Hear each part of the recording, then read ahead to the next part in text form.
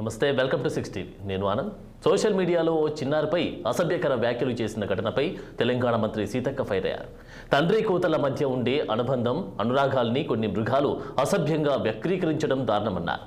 వారి అసభ్యకరమైన ఆలోచనను తండ్రి కూతుళ్లకు అంటగట్టడం దుర్మార్గమైన చర్యగా అభివర్ణించారు. సామాజిక మాధ్యమాల్లో రెచ్చిపోయిన దుర్మార్గుల పట్ల ప్రభుత్వం కఠినంగా వ్యవహరిస్తుందని సీతక్క హెచ్చరించారు. ఇప్పటికే ఘటనపై కేసు నమోదు చేసిన పోలీసులు దర్యాప్తు వేగవంతం చేశారు.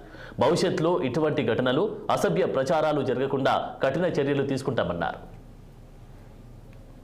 తండ్రి కూతుళ్ళ మధ్య ఉండేటువంటి అనురాగాన్ని, అనుబంధాన్ని కొంతమంది నికృష్టులు, నీచ వ్యక్తులు ఈ సమాజంలో మృగాల్లా తిరుగుతూ ప్రతిదాని వెనుక ఒక అసభ్యకరమైనటువంటి ఆలోచనను అంటగడుతుంటారు. అంటే వాళ్ళకు ఉండేటువంటి ఆలోచనను అన్నా చెల్లెల బంధం, తండ్రి బిడ్డల బంధాన్ని కూడా అత్యంత అసభ్యకరంగా వర్ణించడం, వగ్రీకరించడము చాలా దారుణం. ఈ ఘటన పట్ల మన తెలంగాణ రాష్ట్ర ప్రభుత్వం చాలా సీరియస్గా ఉంది. ఇప్పటికే కేసు నమోదు చేసినాం.